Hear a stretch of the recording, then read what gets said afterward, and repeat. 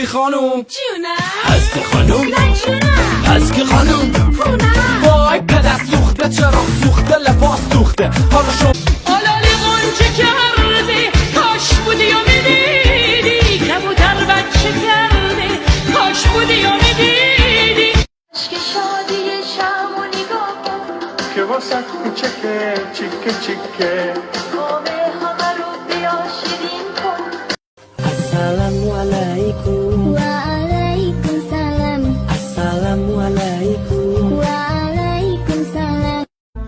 کاش که شاخه درخت زندگی رو نشکنیم، گل سرخو.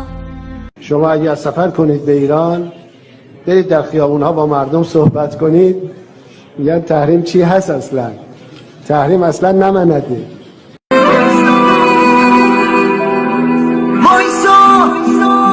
باید جواب قلبی که عاشق کردی رو بدی. وایسا هنوز یه چیزایی مون. خانوما احوال چشات چطوره؟ چین سر زلف سیاد چطوره؟ میخوام قیرش بدم یه تا پسنی بهم میدی؟ چکه دانا بی چکه دانا چرب و راست خوشگلش بدم یه تا پسنی بهم دندونی بوریگل مردی بکنی دست گوری بوریگل زنو بکرده خشولی بوریگل شعبان کت خدا بوریگل. بخش شما لزین؟ بله؟ لزین؟ یعنی چی؟ لزین دیگه. برگمشت هم برگمشت.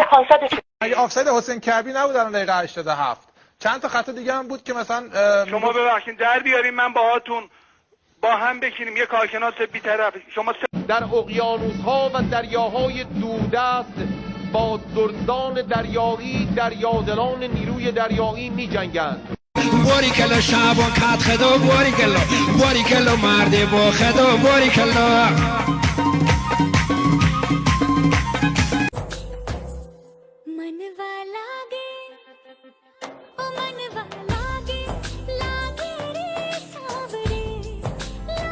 کارتو درست انجام بدی. آدمی حسابی داره نداره و ریختم به زیر لنگادون. میخوام بدونم اینجی سودیش کجیست؟